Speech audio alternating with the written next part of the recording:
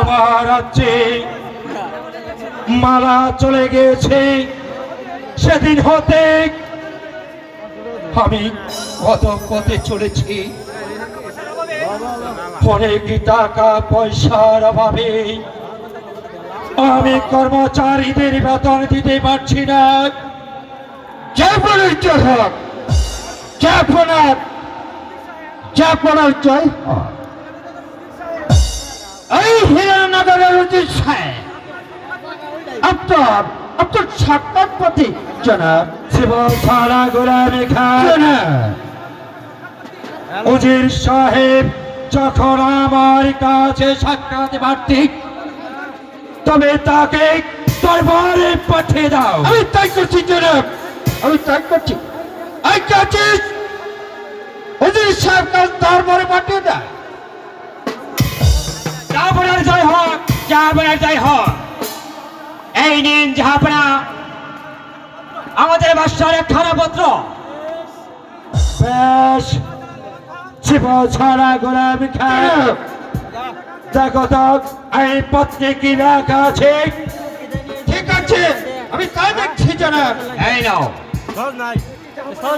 জাফরা এই পত্রখানা আপনি নিজেই পড়ে নিন। জাফরা আপনি নিজেই পড়ে নিন। ঠিক আছে। একই সেনাপতি গোলামি খান জনাব আমার দাস এতই দুর্বল হয়ে গেছে। 14 বছরে খাজনা এখনো বাকি পড়ে আছে। সেনাপতি গোলামি খান জনাব আপনি কি সমানত খাজনা পরিশোধ করেনি? সেনাপতি গোলামি খান জনাব আমি তো প্রতি বছরের খাজনা আমি প্রতি বছরে দিয়েছি জনাব। অজিত সাহেব আপনি কেন মিথ্যা কথা বলছেন? অজিত সাহেব আপনি খাজনা নিয়েও কেন অস্বীকার করছেন? অজিত সাহেব সেনাপতি সাহেব খাজনা না দিয়ে আমি কি করে স্বীকার করবো যে আপনি খাজনা দিয়েছেন? আপনারা ভেবেছেন খাজনার কথা বলে আমাদের সাথে যুদ্ধের ঘোষণা করবে? অজিত সাহেব বেশ, তাহলে যুদ্ধের জন্য প্রস্তুত হয়নি। আমরা পরিচয়ে যুদ্ধই করব, তবু খাজনা আদায় করে ছাড়ব।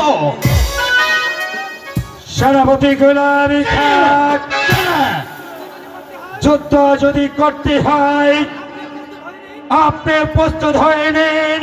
আমি চললাম মহাবীর মালিক সত্তারের কাছে।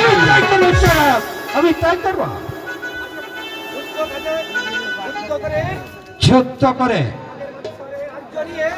কাদের বৎসর এই রাজ্যটা ছিনিয়ে নিয়ে যাবে? হ্যাঁ হ্যাঁ, প্রয়োজন হলে যুদ্ধ করে এ রাজ্য ছিনিয়ে নিয়ে যাব। কথাটা মনে রেখো। রাজ্য ছিনিয়ে নিবে?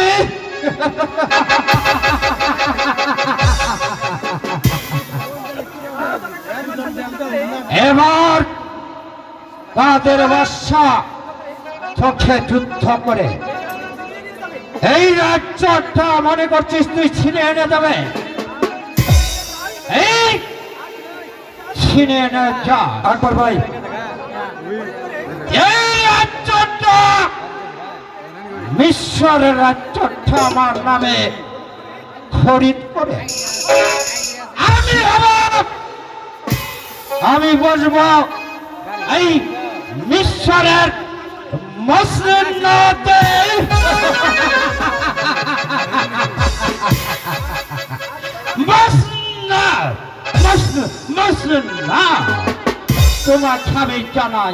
তোমাকে আমি জানাই মসনদ আমার সাল্লাম সাল্লাম সাল্লাম সাল্লাম।